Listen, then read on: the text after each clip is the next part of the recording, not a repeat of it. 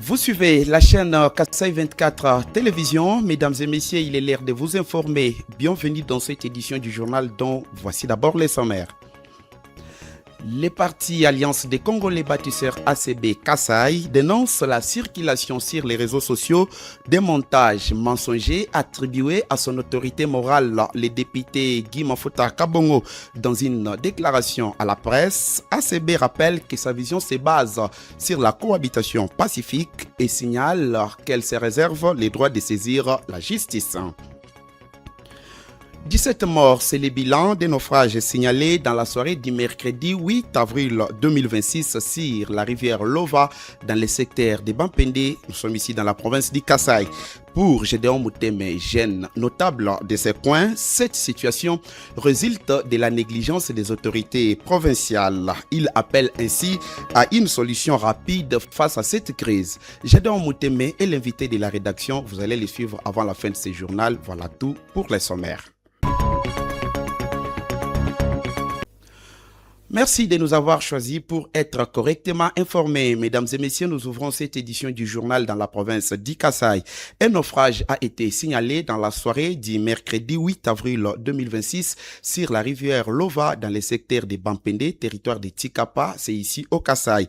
Selon des sources locales, 17 personnes ont été portées disparues et 13 sauvées. L'embarcation qui transportait des passagers et des marchandises aurait chaviré à la suite d'une surcharge. Réagissant à cette situation, Gédéon Mouteme, jeune notable du secteur de Bampende, dénonce la négligence du gouvernement provincial et évoque une sorte de déconsidération de ce secteur. Il appelle afin à la solution rapide face à cette crise. Gédéon Mouteme est l'invité de la rédaction. Vous allez le suivre avant la fin de ce journal. Mesdames et messieurs, merci de nous avoir choisis. Nous ouvrons cette édition du journal dans la province d'Ikassai. Les partis Alliance des Congolais bâtisseurs ACB Fédération d'Ikassai dénoncent la circulation sur les réseaux sociaux des montages qu'ils qualifient de mensongers attribués à son président national et autorité morale, le député national Guy Mafuta Kabongo. Dans une déclaration à la presse ce jeudi, les partis ACB rappellent que sa vision est fondée notamment sur la cohabitation pacifique et le respect mutuel. Il signale qu'il se réserve les droits de saisir les instances judiciaires. Suivez l'extrait de la lecture de cette déclaration faite par le président fédéral de l'ACB, Emmanuel Makinta. Le parti politique Alliance des Congolais bâtisseurs ACB en sigle Fédération d'Ikassai dénonce avec la plus grande fermeté la circulation sur les réseaux sociaux d'un montage WhatsApp et mensonger de certains propos faussement attribués à son président national et autorité morale, honorable Guy Mafuta Kabongo, dans le but de nuire à sa réputation. Les partis politiques ACB rappellent que sa vision est notamment fondée sur le respect mutuel, la cohabitation pacifique ainsi que l'unité. Ainsi, aucun membre ni militant du parti ne saurait être assimilé à une déclaration de nature à dénigrer qui que ce soit, encore moins un parti politique de surcroît allié. Les partis politiques ACB rappellent à toute personne qui serait auteur matériel ou intellectuel de ces messages et toute personne qui les véhiculerait que la loi pénale sur le numérique existe. Et ACB Fédération d'Ikassai se réserve le droit de saisir les instances habilitées à sanctionner de pareilles actions. Toujours dans ce secteur de la politique, dans le but de remobiliser les troupes et renforcer la cohésion interne à l'approche des prochaines échéances électorales, un dîner politique a été dernièrement organisé dans la ville de Tikapa par le parti Alliance des Congolais bâtisseurs ACB Fédération d'Ikassai à l'initiative du docteur Gauthier Kilembe, cadre de ces partis. Parmi les participants, Maître Osé Moudimo, cadre de l'ACB et membre d'une délégation de Kinshasa qui s'était déplacée jusqu'ici au Kassai, a salué la tenue de cette activité.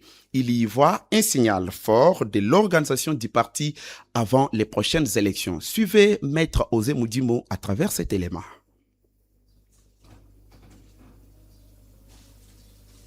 Nous sommes venus uniquement pour soutenir l'honorable Gauthier Kilembe.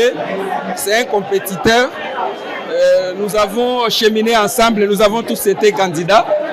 C'est vrai qu'il y a eu déception après, mais nous devons nous relever. Nous devons nous relever comme lui-même l'a bien dit, que nous devons nous relever et lui a commencé. Il nous a invités. Nous sommes la délégation de l'honorable Guy Mafuta. Lui-même nous a délégué de venir les représenter. Nous félicitons l'honorable Gauthier Kilembe qui a organisé cette manifestation. C'est vraiment opportun parce que nous sommes en 2026, il nous reste encore deux ans avant nous. Et nous sommes en train de nous organiser. C'est vraiment le moment opportun de commencer à nous organiser de sorte que nous puissions gagner ces élections parce que nous sommes en train de nous organiser pour les gagner. Des politiques à la sécurité, plusieurs cas de dérapage, d'indiscipline et de comportements à caractère tribal ont été signalés au sein de la police nationale congolaise dans la province du Kasaï, particulièrement parmi les unités d'intervention. Afin de rappeler ces éléments à l'ordre et renforcer la discipline, une mini-parade mixte a été organisée mercredi 8 avril dans la commune de Kanzala. Suivez les détails à travers ces reportages. À Chikapa, chef-lieu de la province du Kasaï, les éléments de la police nationale congolaise, PNC, en particulier ceux des unités d'intervention, ont été rappelés à l'ordre mercredi 8 avril 2026. C'était au cours d'une parade mixte organisée dans la commune de Kanzala. Face à ces troupes, le colonel Freddy Moutata, commissaire provincial adjoint chargé de la police administrative, assurant également l'intérim du commissaire provincial à mission, n'est pas passé par 4 chemins. Il a dénoncé plusieurs cas de dérapage observés dans l'exercice des fonctions, évoquant notamment l'indiscipline et des comportements à caractère tribal au sein de certains éléments. 4 policiers ont été interpellés. Ils sont poursuivis pour divers faits, dont la violation des consignes, la dissipation des munitions, ainsi que des coups et blessures infligés à leurs collègues. Oui, le sentiment qui nous a animés, c'est la désolation par rapport au comportement de nos policiers des unités d'intervention ces derniers temps. On a trouvé dans leur chef de mauvais comportements. Un, il y a l'indiscipline. 2, on a constaté qu'il y a un tribalisme qui commence à naître entre les policiers.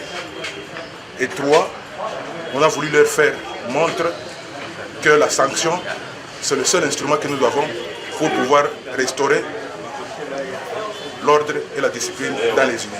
S'agissant de la mesure interdisant l'arrestation des citoyens pour des raisons liées à la coiffure, le colonel Moutata a précisé que celle-ci devra suivre la chaîne des commandements avant toute application sur le terrain. Tout en réaffirmant la mission de la police, il a appelé la population du Kasaï à faire confiance aux forces de l'ordre, assurant que des efforts sont en cours pour garantir la sécurité des personnes et de leurs biens dans le strict respect de la discipline. Et puis, dans les secteurs sanitaires, les agents et cadres de la santé du Kasaï, en grève sèche depuis le 19 mars dernier, ont décidé de suspendre leurs mouvements et de reprendre les activités. Cette décision a été prise mercredi 8 avril dernier à l'issue d'une réunion de restitution organisée au retour d'une mission effectuée à Kinshasa par la délégation de l'intersyndicale de la santé, accompagnée du député national Guy Mafuta Kabongo. Selon le président de l'intersyndicale de la santé du Kasaï, Jean Mekanda, 90% de leurs revendications ont trouvé une issue favorable. Il a, à cet effet, remercié le député national Guy Mafuta Kabongo pour son implication personnelle dans cette affaire avant d'appeler ses collègues à reprendre le travail. Suivez le président de l'intersyndicale de la santé du Kasaï, Jean Mekanda, à travers cet élément. Et nous avons décidé, vu les avancées significatives qu'on a eues par rapport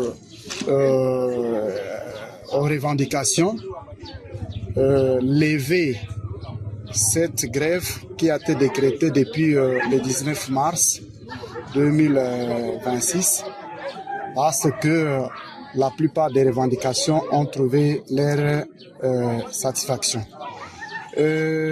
S'agissant de bienfaiteurs, tous les gens qui nous ont accompagnés jusqu'ici, nous disons sincèrement merci à l'honorable président Guy Mafuta Kabongo qui nous a facilité cette tâche.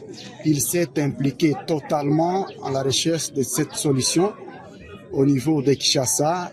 Jour et nuit, nous étions ensemble. Il a toqué toutes les portes. On a retracé là où était logé notre argent, en commençant par le service de la direction des payes, passant par le service de l'ordonnancement des fonds, jusqu'au niveau de la Banque centrale. Alors, il ressort que les arriérés qu'on réclamait, il y a déjà 3 mois qu'on a logé dans les comptes de l'OD provincial. Et je crois l'OD attend les documents de domiciliation, de ventilation. À l'issue de ces documents qui détaillent la répartition de la paye par territoire, par catégorie et par zone de santé. Si ces documents sont déjà disponibles, je crois que dans demain ou après-demain, l'OD va procéder déjà au paiement de 3 mois de paye complémentaires. Et je vous dis sincèrement que le mois de décembre est déjà en train d'être téléchargé parce que au niveau de Kinshasa, ça a été déjà viré aussi. Le mois de janvier également est déjà en cours de domiciliation au niveau de cette province. Donc, de manière générale, tous les agents et cadres du secteur santé qui nous ont accompagnés doivent garder l'espoir pour dire que les revendications ont trouvé déjà satisfaction. Et aujourd'hui, on n'a plus vraiment besoin de rester en grève. Nous suspendons cette grève sur toute l'étendue de la province du Kasaï. Et puis, nous l'avons dit dans les sommaires, 17 morts, c'est le bilan des naufrages signalés dans la soirée du mercredi 8 avril 2026 sur la rivière Lova dans le secteur de Bampende au Kasaï. Pour Gédéon Moteme, jeune notable du coin, cette situation résulte de la négligence des autorités provinciales. Il appelle ainsi à une solution rapide face à cette crise. Gédéon Moteme est l'invité de la rédaction. Il répond aux questions de votre chaîne. Suivez. Dénonçons la négligence du gouvernement provincial, des autorités de la province du Kasaï face à la population du secteur de Bapende, qui aujourd'hui, la population est en train de souffrir d'une façon sécuritaire, surtout dans les passages sur la rivière Lovois. Hier, il y a eu naufrage et il y a eu mort d'hommes sur cette rivière. Jusque-là, le bilan n'est pas encore connu. Il y a un mois, nous étions avec vous dans ce coin de la province du Kasaï. Les femmes avaient alerté sur les dangers de cette rivière. Pourquoi, selon vous, aucune solution comme la construction des ponts n'a encore été mise en place? Il y a un mois, effectivement, on a passé par la rivière Lovois. Effectivement, messieurs les journalistes, vous avez remarqué la souffrance pour traverser sur cette rivière. Et les mamans du secteur de Bapende, précisément dans les villages Kitangwa, ont dénoncé la négligence, ont dénoncé cette non prise en considération de la population qui vit de ces coins. Car le pont sur la rivière Lova a été écroulé depuis 2022, si je ne m'abuse pas. Et il y a eu mort d'hommes ce jour-là. Et c'était en plein véhicule. Et tout au long de ces années écoulées, on a enregistré des morts sur cette rivière. Et hier encore, on a enregistré des morts. Vous comprenez que les mamans du secteur de Bapende ont été très souples et indignés même d'annoncer d'abord cette négligence face à leur sécurité. Et aujourd'hui, qu'est-ce qu'on va retenir par rapport à cette situation catastrophique qui s'est tenue sur la rivière Lovois? La construction d'un pont, des infrastructures en général, c'est la charge du gouvernement central. Ça, on n'en disconvient pas. Mais plutôt, le gouvernement provincial a une mainmise. La construction du pont Lova, l'argent a été décaissé. Moi, je connais. Ça fait beaucoup d'années que l'honorable Guy Mafuta Kabongo a fait des lobbying pour que le pont soit construit. Moi-même, j'étais sur place avec les ingénieurs chinois. On a discuté et l'argent a été décaissé pour la construction de ces ponts. Mais aujourd'hui, cet argent a été détourné par une personne connue de tout le monde. Il a été arrêté sur cette ville. Il a été emprisonné, mais malheureusement, la politique, je ne sais pas, les magouilles politiques, ont fait libérer la personne et la personne, on l'a mis de Tikapa vers le gouvernement central. Vous voyez que c'est le mauvais cœur du gouvernement provincial parce que le gouverneur de province depuis qu'il est au pouvoir, il n'a jamais été sur cette rivière. Il a été au courant qu'il y a eu affrontement des ponts sur la rivière Lova, où il y a eu des gens qui ont été décédés, mais les gouverneurs de province, avec tout le monde, n'ont jamais été sur la rivière Lova pour voir même d'abord la rivière, comment la rivière est superficiée, et pour voir d'abord comment les ponts s'est affronté, afin de venir en aide. J'essaie de créer si tout haut que c'est le gouverneur qui est à la base. Parce que le ministre des Infrastructures, le DG de l'OVDA, le DG de Foneur, le DG de BTC, ils étaient tous à Tchikapa il y a de cela 3 ou 4 semaines. Qu'est-ce qui a empêché le gouvernement de province d'emmener le ministre des Infrastructures sur la rivière Lova, voir ce qui a été fait, voir ce qui se passe là-bas? Ça montre que le gouvernement de province, jusque-là, ne s'est pas encore retrouvé pour dire que non, côté population du secteur de Bapende, il y a des gens qui vivent. Mais comment le gouvernement de la province, depuis qu'il est au pouvoir, n'a jamais été sur la rivière Lova voir? C'est une négligence, c'est une déconsidération du secteur de Bapende. Il n'a jamais contrôlé le secteur de Bapende. Moi, je vais dire que le gouvernement de la province, depuis qu'il est au pouvoir, il a sillonné dans des coins stratégiques. Mais pourquoi pas d'abord aller dans le secteur de Bapende, tout précisément l'axe Katanga-Kitanga, pour aller jusque-là, voir la souffrance, voir comment la population est en train de souffrir. C'est une négligence, une déconsidération du secteur de Bapende. Concrètement, qu'est-ce que vous demandez au gouvernement provincial pour que cela ne se reproduise plus encore? Donc, il doit aller sur place, vérifier, s'assurer effectivement de la situation, connaître qu'est-ce qui est réellement passé sur cette rivière, afin de nous trouver une solution rapide. Parce que nous, on ne peut pas accepter que nos frères et sœurs puissent souffrir de temps en temps. Très chers téléspectateurs, vous l'avez certainement compris, ainsi prend fin cette édition du journal sur la chaîne Kassai 24 Télévision. Vous l'avez suivi, merci de votre fidélité, continuez toujours à nous faire confiance.